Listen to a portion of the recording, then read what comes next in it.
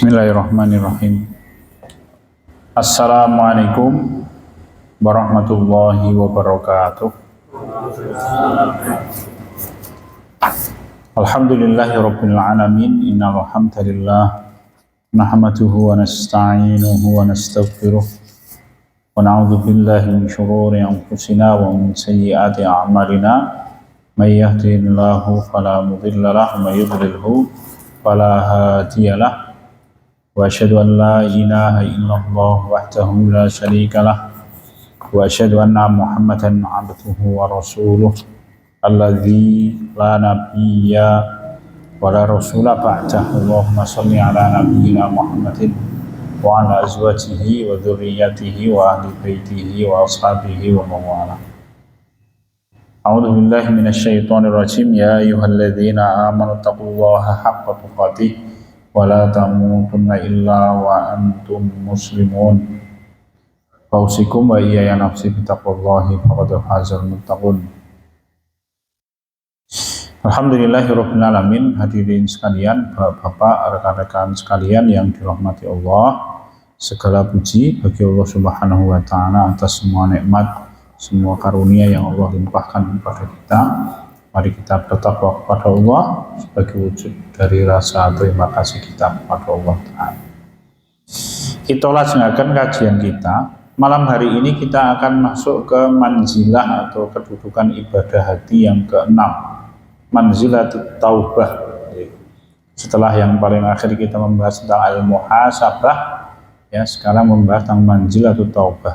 Ini pembahasan yang paling panjang ya di dalam kitab Madarisus Salikin. Ini ada sekitar 110 halaman ini nanti. Pembahasannya banyak, bab taubat ini babnya banyak. Poin-poinnya disampaikan oleh Imam Ibnul Qayyim al-Jauziyah rahimahullah. Setelah orang bermuhasabah, menghitung apa yang kita miliki dari modal-modal kita untuk melaksanakan perjalanan menuju Allah Ta'ala, dan apa kewajiban-kewajiban yang kita tunaikan, karena itu pengertian dari al-muhasabah yang kemarin disampaikan oleh Imam Ibnul Qayyim al-Jauziyah yang kita bahas sebelumnya. Maka kemudian terbuka bagi seorang manusia bahwa kita ini adalah orang yang banyak dosa dan kesalahan. Kalau ini kalau sampun matur bila Imam Ibnul Qayyim al-Jauziyah rahimahullah menyampaikan ada 3 tanda kebahagiaan. Seseorang mendapatkan kebahagiaan. Salah satunya adalah su'udzon bin nafs. Kita ya berburu sangka kepada diri kita. Jangan pernah menganggap diri kita ini orang yang suci dari dosa dan kesalahan. Justru orang yang merasa bahwa dirinya banyak dosa itu baik. Kenapa? Karena akan memacu dirinya untuk melaksanakan ketaatan-ketaatan kepada Allah Subhanahu wa taala.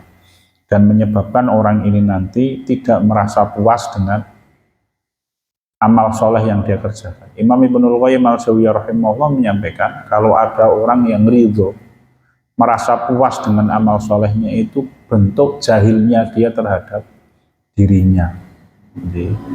Jadi orang yang jahil kepada diri sendiri adalah orang yang menganggap amal solehnya sudah banyak dan dia merasa cukup, wes rampung berarti.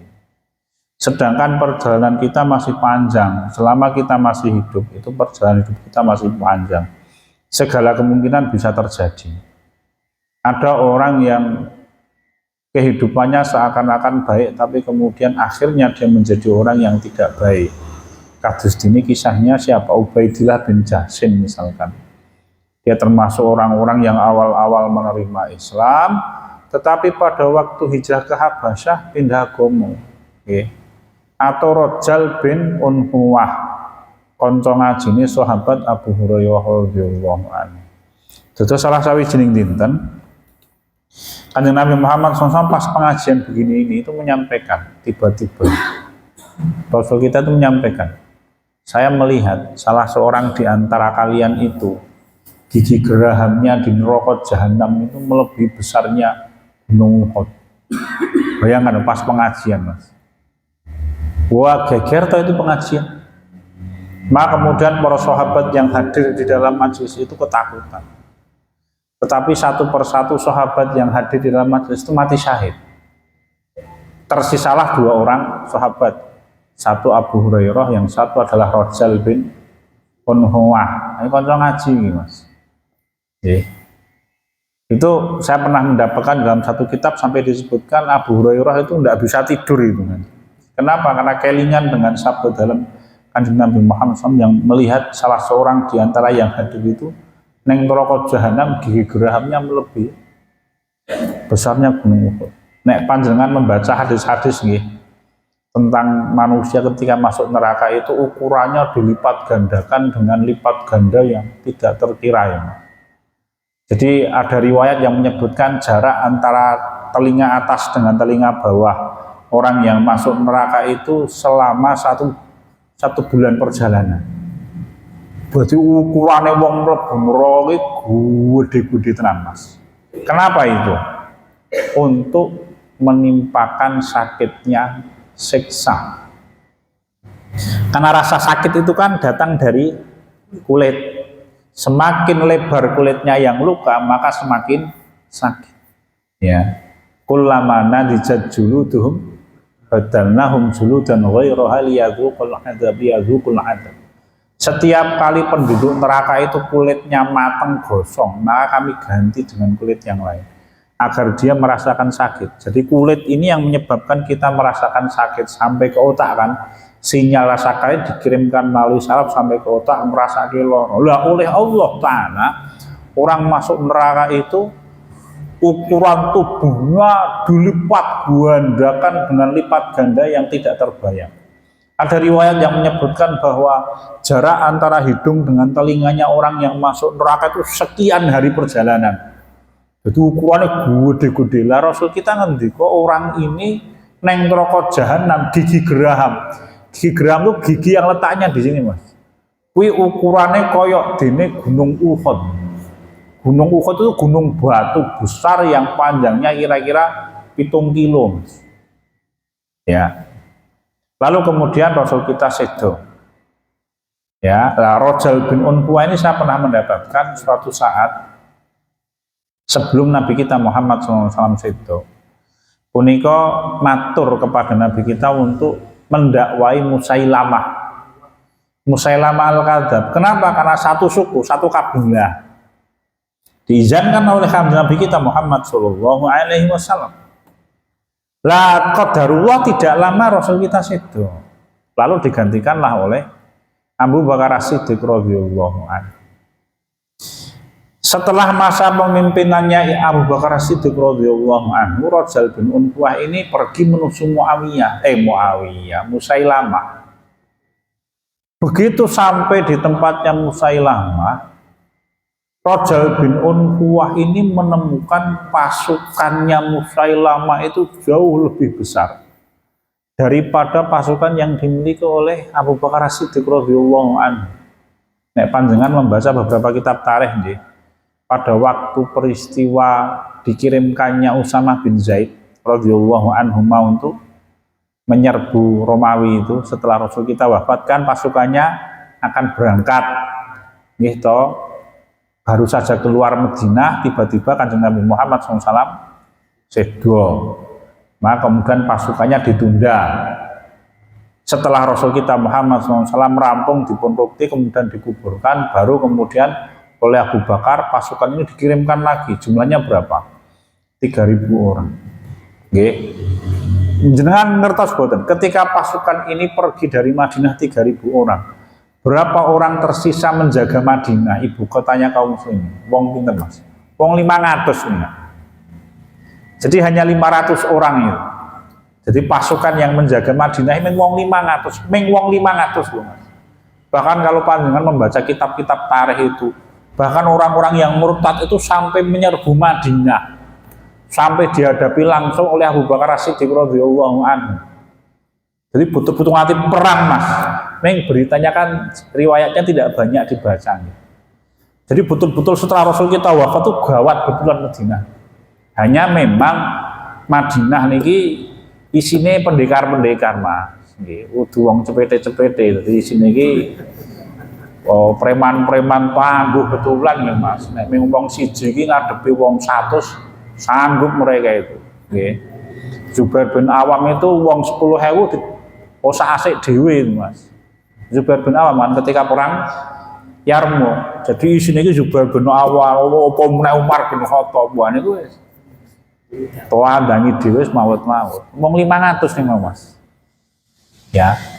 Lah itu dilihat oleh siapa ini Rajal bin Unhuwah. Sedangkan pasukan yang dimiliki oleh Musailamah al-Kadzdzab itu 20.000 Mas. Kira-kira ya. Nah kemudian Rajal bin Unhuwah nganggo hitungan matematika. Wow, nek ngene iki sing menang Musailamah. Akhirnya itu Musailamah al-Kadzdzab, Rajal bin Unhuwah itu gabung dengan Musailamah al-Kadzdzab. Bahkan kemudian dia mengarang hadis-hadis palsu untuk menguatkan Musailamah. Maka banyak para sahabat radhiyallahu anhum yang menganggap Rajal ini lebih berbahaya daripada Musailamah. Kenapa? Karena Rajal bin Unhuwah itu ngaji kepada Nabi Muhammad. Dia mengarang hadis-hadis palsu. Ya. Sedangkan Musailamah al-Kadzdzab itu pancen pendusta, wong Arab kirti wong gaweane ngapusi. Saya pernah membaca satu riwayat. Terus Amr bin As radhiyallahu anhu itu ketemu dengan Musailamah al-Kadzdzab. Bahkan di dalam riwayat itu Amr bin As belum masuk Islam. Jadi sebelum peristiwa Fathu Mekah itu. Ya karena Amr bin As kan masuk Islam menjelang Fathu Mekah. Ya, tidak lama lah. Setelah itu kemudian Fathu Mekah. Jarak beberapa bulan kemudian kan Amr bin As Khalid bin Walid masuk Islam, jarak beberapa bulan Fathu Mekah itu.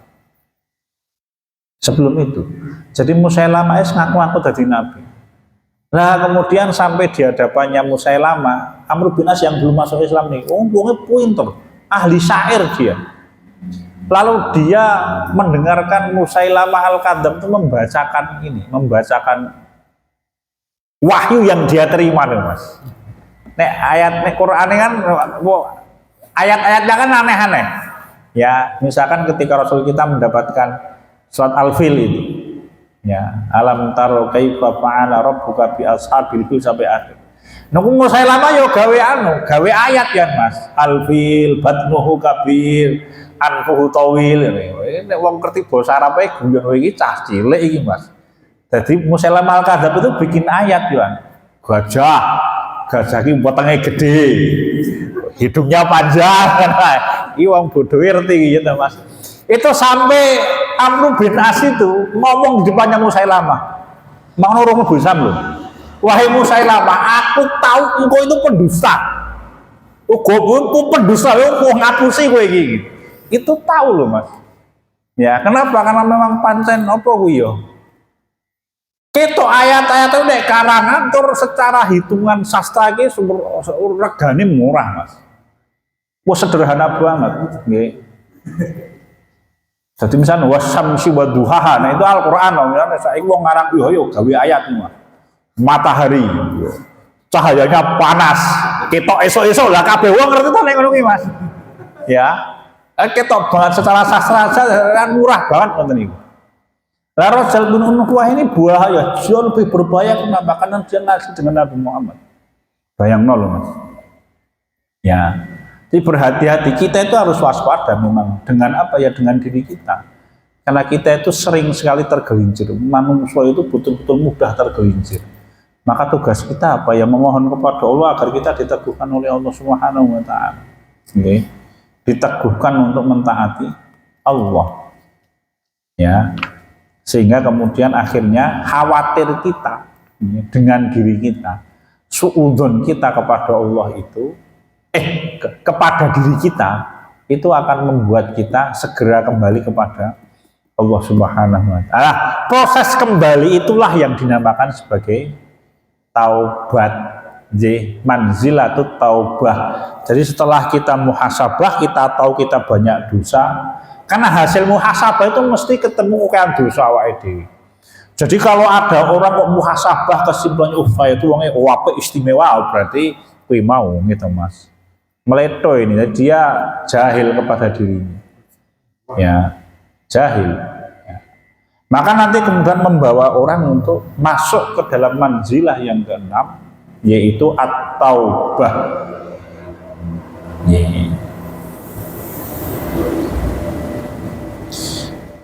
Asrafa minha ala maqami taubati li annahu bil muhasabah qad tamayyaza indahu malahu mimma alaihi. Itu tadi.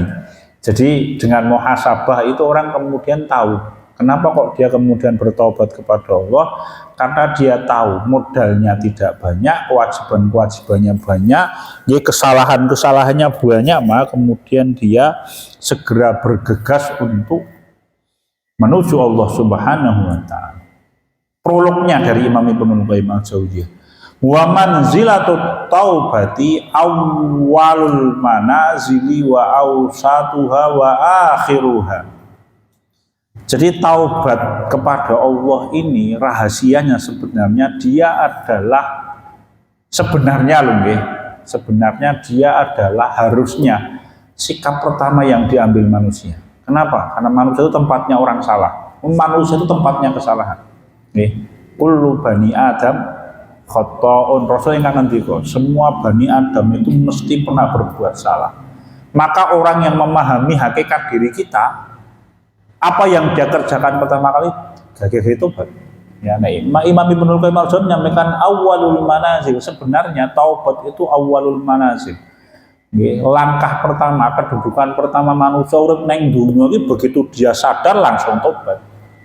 Ya, harusnya begitu. Ya.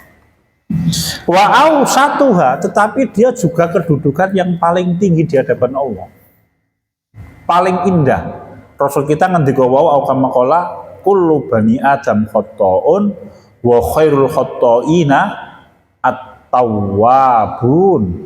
Ya, setiap anak Adam itu pasti pernah berbuat salah, dan sebaik-baik orang yang berbuat salah adalah at-tawwabun, orang yang bergegas untuk bertaubat. Imam Ibnu Katsir rahimahullah punika ngendika, ya, menuliskan untuk yang tafsir Ibnu Katsir mboten lepat. Nabi Adam alaihi salam punika lenggah wonten ing swarga dangunipun 600 tahun. Kemudian beliau oleh Allah ditempatkan di dunia selama 400 tahun. Apa yang beliau kerjakan? Tobat. Ya. 400 tahun itu menyesali satu kesalahan yang beliau kerjakan. Mula Nabi Adam itu manusia yang sangat bertakwa kepada Allah. Jadi tidak bisa kita mencela Nabi Adam. Wala goro-goro Mbah Adam iki marake awake dhewe susah ning dunya kaya ngene. Gulung pemeng, tidak bisa. Kenapa? Nabi Adam itu orang yang sangat bertakwa, tidak main-main. Dan salahin Nabi Adam itu swajeke urip ning siji lho. Apa itu? Ya memakan buah dari pohon khuldi, syajaratul khuldi. Tidak main-main. Dia orang yang istimewa betul, Nabi Adam. Sehingga ada satu hadis sahih nih, ini ada di dalam kisah-kisah sahih wonten ing Quran dan Sunnah Dr. Umar Sulaiman Al-Askari. Rasul kita Muhammad SAW menyebutkan hadis ini hadis sahih bahwa besok di hari kiamat Nabi Musa alaihissalam itu berdebat dengan Nabi Adam alaihissalam di hadapan Allah. Kenapa? Wow, Nabi Musa itu di hadapan Allah Ta'ala matur kepada Nabi Adam, wahai Mbah Adam, karena kesalahan panjenengan yang membuat kita manusia susah ini. Wah, tapi Nabi Adam alaihissalam jawab, wahai Musa, apakah engkau mendapatkan di dalam kitab Taurat bahwa aku berbuat salah? Iya. Kemudian ditanya oleh Nabi Adam, kapan kitab Taurat itu ditulis oleh Allah Subhanahu wa taala? Maka Nabi Musa alaihissalam menjawab, kitab Taurat itu ditulis oleh Allah Ta'ala 70 tahun sebelum diciptakannya Nabi Adam. Lalu Nabi Adam alaihissalam itu kemudian ngendika, wahai Musa, bagaimana mungkin saya bisa menghindari sesuatu yang sesuatu kesalahan saya itu sudah ditulis oleh Allah di dalam kitab sucimu 70 tahun sebelum aku diciptakan. Piye saya menghindar? Ora iso. Ya, maka kemudian Nabi Muhammad SAW ngendika waktu itu Adam bisa mengalahkan Musa di dalam perdebatan di hadapan Allah. Nggih. Jadi Nabi Adam itu wong remeh Mas. Cepete udah belum manusia pilihan. Ya. Jadi Mbah Adam itu satu-satunya manusia yang diciptakan oleh Allah dengan kedua tangannya yang suci. Maka Nabi Adam itu buah gusih ulang-ulangan mas. Di dalam kitab Al-Bidayah wa Nihayah, nek panjenengan makin membahas bab pertama nek ten Bali Asambian Mas Hermawan itu, kalau ngisi sampai sekarang ya masih itu mas. Apa itu sirah Nabi itu saya ambilkan dari Qasasul Anbiya Al-Bidayah wa Nihayah bab pertama itu. Juz pertama itu kan Qasasul Anbiya itu kisah-kisah para nabi. Nggih. Niku dados Imam Ibnu Katsir rahimahullah itu menyampaikan hadis Rasul kita itu menyampaikan bahwa Nabi Yusuf alaihissalam punika itu kan disebut di dalam riwayat Rasul kita setengah yang dimaksud itu adalah setengahnya Nabi Adam kata Nabi kita Muhammad SAW. Jadi bagusnya Nabi Yusuf nggih sing nganti cewek-cewek melihat Nabi Yusuf itu kemudian nanti nomor ini memotong mengiris jari jemarinya ora krasa saking bagusnya Nabi Yusuf itu rong tau ketemu Nabi Adam. Kuwi nek ketemu Nabi Adam mungkin numpak motor terus kejugur jurang ora krasa nggih. Saking bagusnya Nabi Adam. Terus Nabi Yusuf hanya setengahnya. Maka nanti ketika kita masuk surga, insya Allah nggih ndonga ya Mas. Maka nanti kita akan diwujudkan oleh Allah kembali seperti wujudnya Nabi Adam. Nabi Adam itu secara fisik istimewa, secara ketakwaan istimewa. Kenapa? Nabi bercakap-cakap dengan Allah. Nggih, Nabi Adam alaihissalam punika tidak main-main. Ya, tidak main-main. Tetapi Nabi Adam memang pernah berbuat salah. Ya memang pancen Nabi Adam dan anak keturunannya itu ya papan panggonane wong salah, papan panggonane kesalahan. Ya. Kullu bani Adam khata'un, setiap anak Adam pasti pernah berbuat kesalahan. Ya, wa ausatuha, dan dia adalah kedudukan yang paling indah. Bahkan Imam Ibnu Katsir rahimahullah menyebutkan Nabi Adam itu nangisi dosane berbuat salah itu 40 tahun. Ora madeg le nangis. Nggih. Gara-gara sekali berbuat salah niku 40 tahun nangis. Begitu lumapan ning donya niki niku sebentar 70 tahun beliau menangis. 40 tahun itu ketika beliau mengingat putranya Habil yang dibunuh oleh kakaknya Qabil. Ya. Itu ditangisi lamanya 40 tahun. Kenapa? Karena Nabi Adam tahu itu. Qabil ini urusannya dawa. Kenapa? Karena dia orang yang melakukan pembunuhan pertama kali. Maka nanti semua orang yang membunuh mesti Qabil oleh bagian dosa nih. Kenapa? Karena dia membiasakan pertama kali. Saya pernah mendapatkan satu riwayat yang hadisnya man sana fil islami sunnatan hasanatan itu. Barang siapa yang membiasakan kebiasaan baik, maka dia dapat pahalanya orang yang mengerjakan setelahnya tanpa mengurangi pahalanya. Nah, kalau nanti mau satu riwayat, salah sawijining dinten Kanjeng Nabi Muhammad SAW masuk ke dalam masjid. Masjid Nabawi biyen itu tidak ada lampunya, obor lah nggih. Terus kalau malam hari peteng dedet. Suatu hari Kanjeng Nabi Muhammad SAW mlebet wonten ing Masjid Nabawi menika mirsani ada obor di tengah Masjid Nabawi. Nggih. Terang malam hari itu ketok lampune. Pas Nabi Muhammad SAW ngundut pirsa iki sapa wong sing masang obor di tengah masjid niki sapa orangnya. Maka para sahabat radhiyallahu anhum menika menjawab nek mboten lepat Mughirah bin Syu'bah radhiyallahu anhu. Sahabat Mughirah bin Syu'bah radhiyallahu. Rasul itu ngendika, kalau aku punya anak perempuan lagi akan aku nikahkan dengan Mughirah bin Syu'bah. Kenapa Mas? Karena Mughirah bin Syu'bah itu wong sing masang lampu pisanan di masjid. Maka sejak saat itu sampai dina kiamat sesuk nek ana wong sing masang lampu neng masjid mesti Mughirah bin Syu'bah oleh bagian ganjaran. Anu apa ini Mas? Nggih. Itu harusnya memicu kita untuk apa ya, eksplorasi amal-amal kebaikan. Apa ya Mas ya diragam. Nggih. Sebenarnya yang paling gampangnya menemukan teknologi Mas. Nggih. gawe robot ngeto dodol neng pinggir dalan yo robote iso goreng sisan, iso masak sisan, iso gawe wedang teh sisan. Ngono kuwi baru dijual murah. Wah niku ganjarane gede niku jenengan Mas. Banyak orang memanfaatkan gitu Mas. Piye gawe jaket isine kulkas, kamar mandi. Wah nek iso baru dol murah gitu Mas. Wah itu tenanan itu Mas. Pahalanya semua orang memanfaatkan. Ya. Kenapa?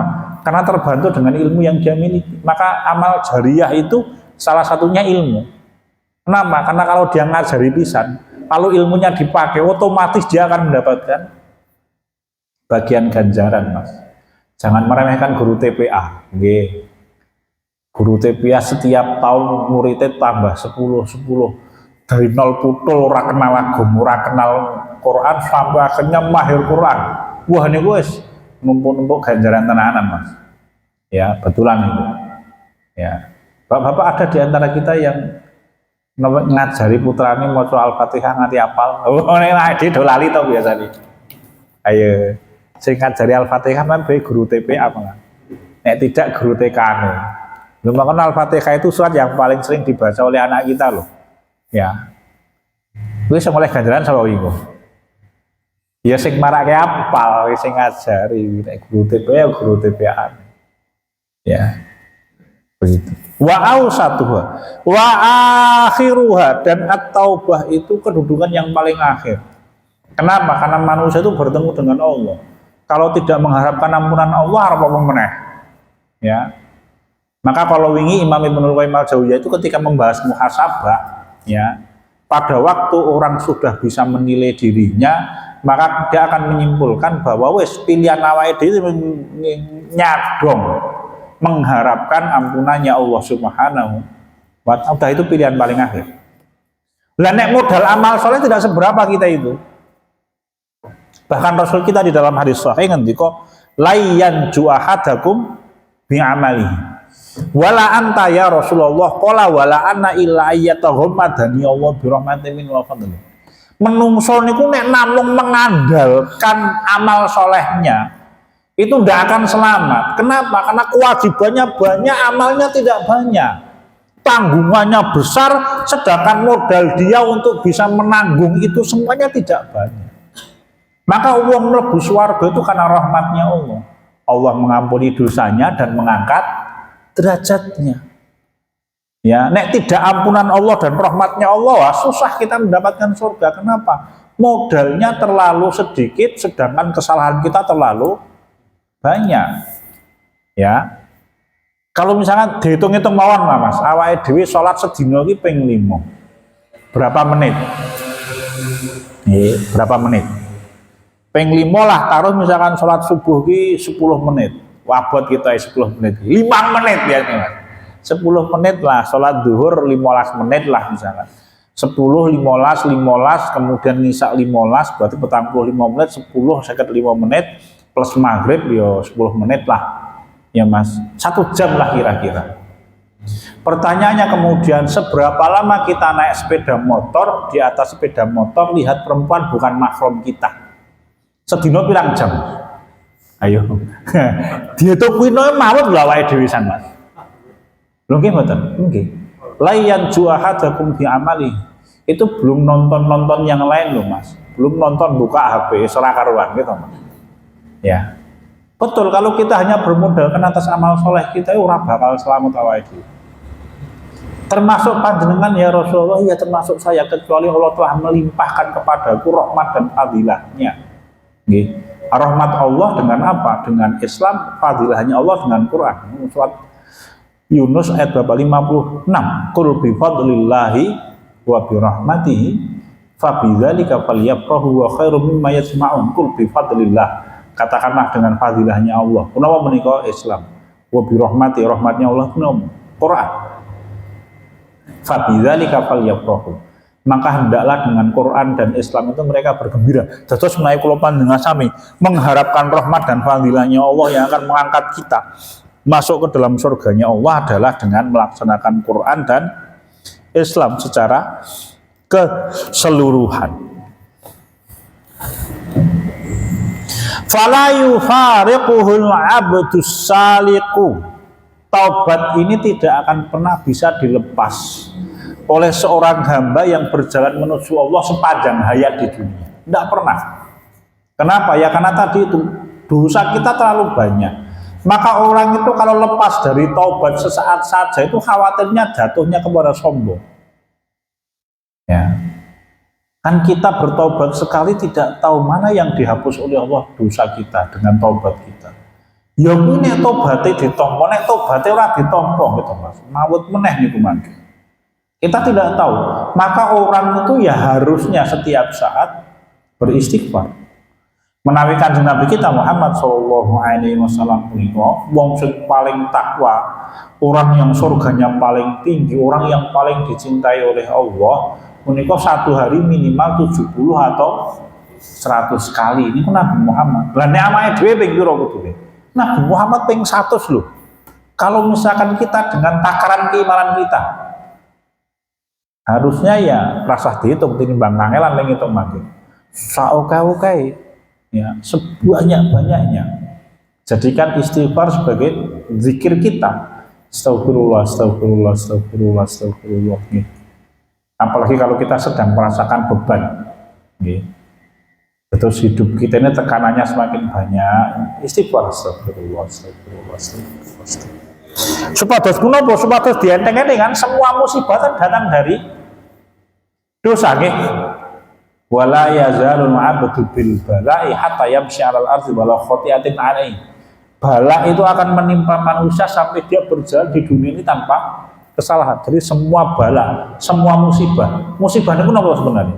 Musibah itu segala keadaan yang tidak nyaman yang kita rasakan di dalam kehidupan kita itu musibah. Selatak tahun endas musibah Mas. Bali mulai ngeleh jebule rong duwe sego. Musibah. Nggih, nyambut gawe kesel-kesel ketemu omah bojone mencucu. Oh musibah niku Mas. Nemu malih Mas. Sesuk butuh duit arep bayar utang jebule ora duwe duit niku musibah. Pokoknya semua keadaan yang tidak nyaman itu musibah dan kalau kita sabar akan menghapus dosa. Jadi setiap saat wala yazalul bala'u bil 'abdi hatta yamshi 'alal ardi wala khati'atin 'alaihi. Jadi bala musibah itu akan menimpa kita selama kita berbuat dosa. Lah segera itu diiringi dengan taubat, istighfar, memperbanyak istighfar. Kudune ngoten niku Mas, harusnya lo ya. Harusnya. Jadi kalau misalkan kita ditanya berapa kali kita beristighfar, saoke-oke. Wong Nabi Muhammad Shallallahu alaihi wasallam itu istimewa. Yang tidak ada nabi seperti itu. Rasul kita itu dosa yang akan datang, dosa yang terlalu dan akan datang dihapus semuanya oleh Allah. Terus Nabi Muhammad itu kalau misalkan akan berbuat salah, wes dijamin dosamu tak hapura, wes piye itu.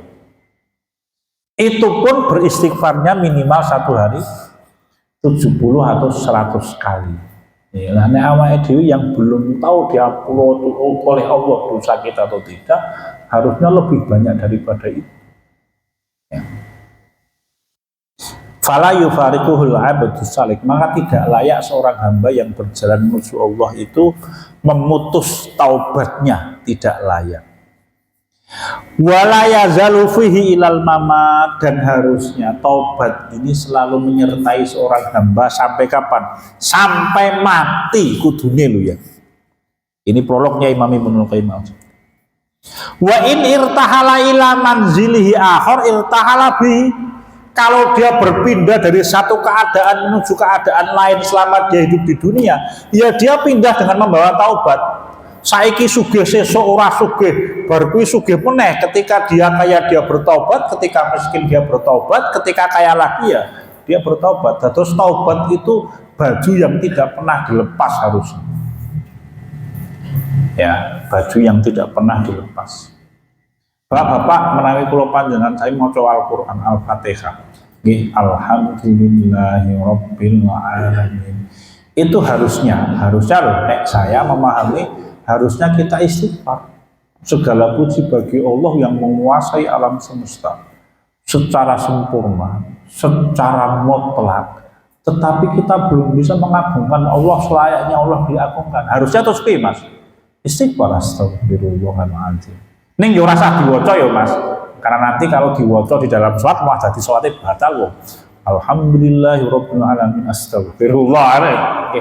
Karena ayatnya enggak begitu alhamdulillah. Yo dibatin lah, Mas. Ya. Semantan ketika kita baca Ar-Rahmanir Rahim, Allah itu Rabb. Yang mana semuanya itu kasih sayang Allah untuk orang yang beriman. Nek kena musibah ya kasih sayang, kalau diberi nikmat ya kasih sayang. Hakikatnya ya kan, kalau bersyukur dengan nikmat Allah mengangkat derajat, kalau dia bersabar atas nikmat musibah Allah ya mengangkat derajat. Semuanya itu kasih sayang Allah saja nih. Ming kita belum pandai bersyukur, akhirnya piye Mas? Ya istighfar meneh, astagfirullah. Gitu Mas. Maliki yaumiddin, Allah itu segala puji bagi Allah yang menguasai hari kiamat. Kenapa? Karena Allah itu tidak berbuat zalim kepada hambanya. Semua orang yang berbuat amal soleh akan dibalas, semua dosa akan dihisab oleh Allah. Makanya dosanya oke. Akhirnya piye? Ya istighfar meneh, astagfirullah. Kudu kan ngoten niku Mas. Harusnya lo ya. Ya harusnya. Lalu kemudian kita memohon ya kan, iya karena butuh iya karena nasta'in. Gusti Allah nek ngoten nggih kula saestu nyuwun tulung niki.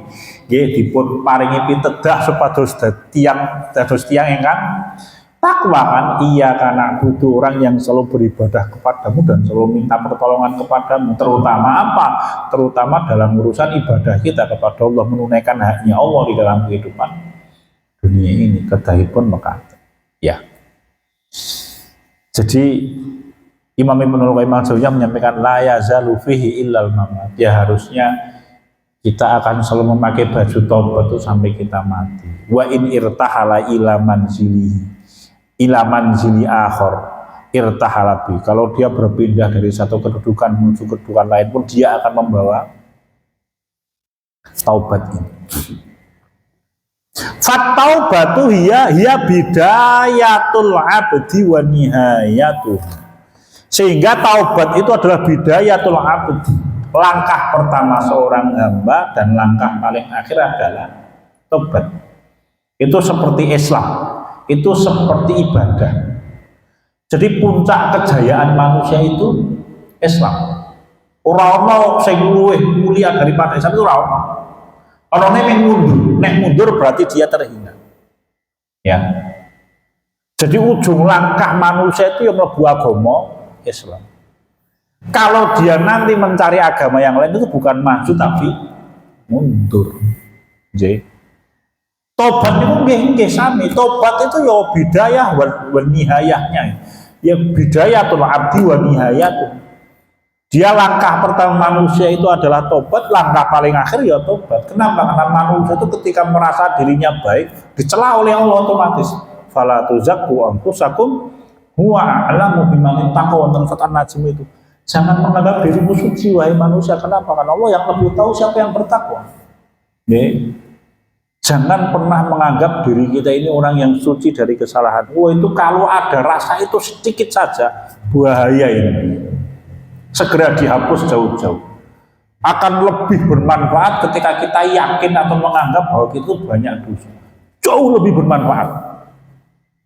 Ya, nek Imam Ibnul Qayyim al-Jauziyah rahimahullah menika ya di dalam nasihat beliau menyampaikan begini, lebih baik kita ini berteman dengan orang-orang yang membuat kita takut kepada Allah sepanjang hayat, tetapi menyelamatkan kita, daripada kita berteman dengan orang-orang yang membuat kita bahagia di dunia ini, senang, lupa kepada Allah, tetapi akhirnya mencelakakan kita. Beliau menyampaikan begitu, setiap saat kita khawatir akan dosa kita, laknat Allah, tetapi menyelamatkan kita. Tinimbang kita santai, merasa aman, yang jebule malah mlebu neraka. Ya, maka Allah ngendika fala tahamal aqaba. Kenapa kok manusia tidak memilih jalan yang menanjak, susah-susah, meskipun ujungnya adalah surga? Ditanya oleh Allah, menungso itu kepinginnya ya jalannya turun, landai, rakyat tengah akhirnya mlebu neraka. Nah, Imam Ibnul Qayyim al-Jauziyah itu memberikan nasihat lagi, alaika bitariqil haqq wala tastauhisu biqillatis salikin wa iyyaka wa tariqil batil wala taghtaru bi kasratil halikin. Alaika bitariqil haqq, wajib bagi kita, bagi kamu saja nih, ngomong kamu gitu ya, awalnya di paling apa gitu, saya menggunakan terjemah wajib bagi. Wajib bagi kita menempuh jalan kebenaran. Wala tastauhisu biqillatis salikin, dan jangan merasa kita itu sendirian, merapena ketika kita melihat orang yang berjalan di atas kebenaran ini, kita titik. Jangan merasa sendiri, kenapa? Karena yang bersama kita itu penguasa alam semesta. Semua makhluk itu taat kepada Allah dan mendukung Allah, kecuali sebagian jin dan sebagian manusia. Mengkuito makhluk paling banyak itu sinten Mas? Malaikat. Dalam satu riwayat gitu. Saya pernah membaca riwayat Rasul kita itu menyampaikan perbandingan jumlah antara jin, setan dan manusia itu malaikat, jin, manusia itu seperti angka 100. 100 itu 99 bagiannya bagian malaikat. Satu bagiannya itu bagiannya jin dan manusia. Nanti perbandingan antara jumlah jin dan manusia itu seperti satu bagian tadi dibagi 100, maka jin jumlahnya 99 bagian, manusia jumlahnya satu bagian. Ya. Jadi manusia itu jumlahnya minoritas awake dhewe iki. Nek ana wong sing tumindak maksiat, ketoke kuatah jumlahnya, minoritas dibanding karo malaikat lho nggih. Apa malaikat itu ukurannya gede-gede. Wah jumlahe oleh wonge gede-gede. Manusia itu titik cilik-cilik meneh Mas. Deduke paling mung 100 swidak. Kuwi dicokot lembut gatel lho ya sakne. Malaikat itu gede-gede ya kan. Malaikat itu kan ukurannya besar-besar, hanya Allah yang tahu seberapa. Nek Rasul kita menyampaikan malaikat Jibril itu kan yang terkenal hadisnya ya. Saya pernah mendapatkan hadis yang lain. Rasul kita itu ngendika. Jadi di atasnya malaikat Jibril itu ada malaikat yang lain. Ya, siapa itu? Malaikat Israfil. Yang sayapnya berapa? Sayapnya 1200 sayap. Yang mana satu sayapnya malaikat Israfil itu setara dengan 600 sayapnya malaikat Jibril. Saya pernah mendapatkan riwayat begitu. Nanti malaikat yang luwih dahsyat lagi, itu saya pernah membaca riwayat itu malaikat Hamilul Ars, malaikat yang membawa arsnya Allah yang jumlahnya berapa? 8. Yaumaidin tu'raduna wa yahmilu arsya rabbika fawqahum yaumaidin samaniyah, jumlahnya 8. Allah ini nanti kau Al-Quran ya, itu memiliki sayap 2400 sayap, di mana satu sayapnya malaikat Hamilul Ars ini setara dengan 1200 sayapnya malaikat Israfil. Terus awake dhewe ning ngendi? Awake dhewe ora ketok Kang nggih. Malaikat Jibril itu 600 sayapnya. Hadis sahih itu. Dan ketika dibuka sayapnya, maka satu sayapnya malaikat Jibril itu akan menutupi seluruh ufuk yang kita lihat. Ini satu sayapnya 600 Mas. Mula ketika perang Badar yang akhirnya menjadi asbabun nuzul firman Allah, kama salis syaiton id qala lil insani kfur falamma kafara qala inni bari'um minka inni akhafullaha rabbal alamin. Setelah Hasr itu loh. Ojo tiru-tiru setan menungso iki. Kenapa? Setan itu ngomong karo menungso, menungso kafir loh. Begitu dia kafir, langsung setannya melayu. Saya takut kepada Allah, saya berlepas diri. Asbabun nuzul ayat ini kan peristiwa perang Badar. Jadi ketika peristiwa perang Badar itu kan iblis membuat dari wong tua. Dia mengatur strateginya orang-orang musyrikin Quraisy. Kemudian ketika pasukan sudah berhadapan-hadapan, iblis mentang-mentang begitu terjual iblis arep melayu. Tiba-tiba iblis itu melihat di belakangnya pasukan Islam itu malaikat Jibril mengendarai kuda, kemudian membawa tombak yang mata tombaknya itu berkilau-kilau itu, lalu diarahkan kepada iblis. Jreng, Mas. Webes melayu si Pak Kuping masuk ke lambune keri, kuatoke keri, sarunge keri, sandale keri. Terus turun ayat itu. Ojo kaya setan gue, setan itu begitu menungso maju perang kafir akhirnya tinggal melai. Lah iya nek ngejak gelut malaikat Jibril golek perkara ke iblis. Oh disapluki tenanan malah tidak semaput, ora mung semaput. Lu malaikat Jibril sebegitu ukurannya nggih, komandani malaikat. Ya. Itu pun mereka bertakwa kepada Allah. Jadi kita itu jumlahnya minoritas. Betul kata Imam Ibnu Qayyim al-Jauziyah. Ketika kita melaksanakan amal kebaikan di atas kebenaran, jangan merasa sendiri. Kenapa? Karena teman kita itu sakjane akeh, ning ora ketok, Mas. Ora ketok, sakjane iki akeh. Nggih. Sakjane iki akeh. Ya. Wa iyyaka wa tariqil batil. Imam Ibnu Qayyim al-Jauziyah ngendika dan jauhi semua jalan batil. Wala taghtaru bi kasratil halikin, dan jangan membuat dirimu takjub ketika banyak orang yang berjalan di atas jalan kebatilan. Kenapa? Karena ujungnya adalah kebinasaan.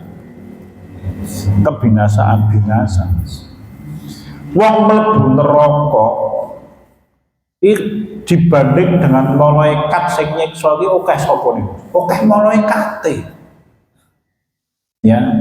Jangan dikira malaikat yang ngurus neraka ini siji Malik Khazinul Jahannam, dia komandannya. Contoh nggih Mas, ada satu riwayat nek panjenengan membaca wonten ing kitab Ahwalun Nar Imam Ibnu Rajab ada terjemahannya.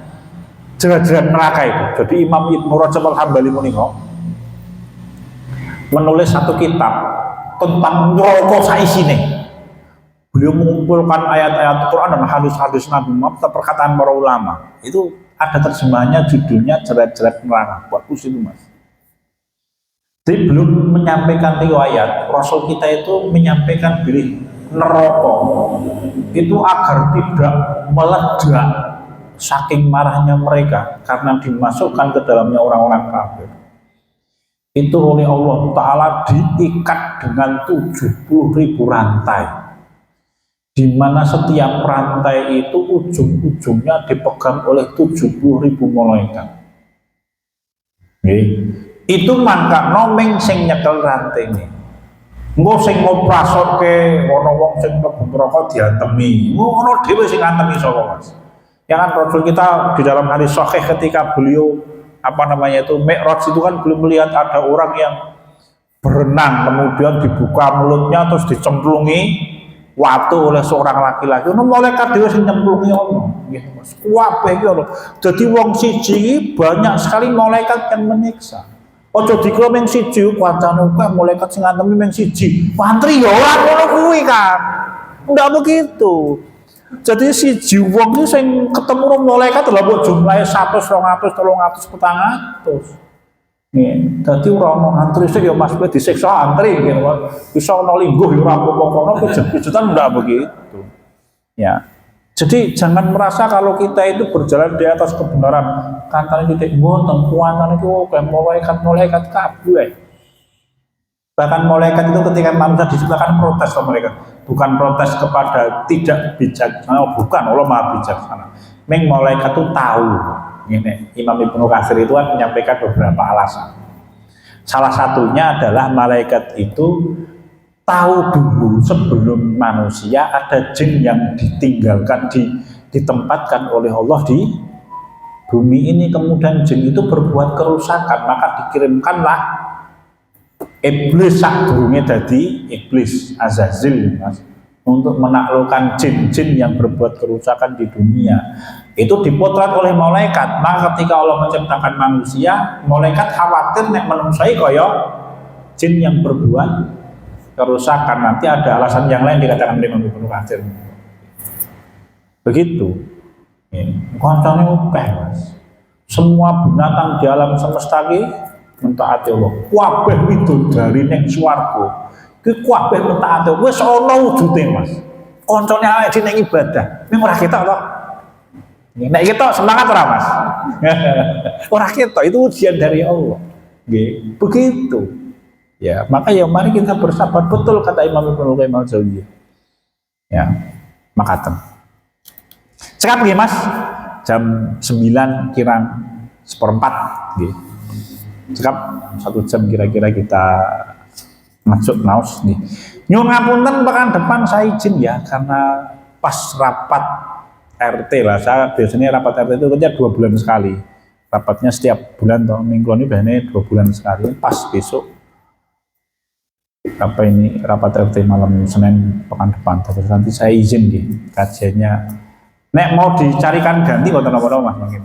Tapi saya izin saya besok pekan depan tidak bisa hadir nih.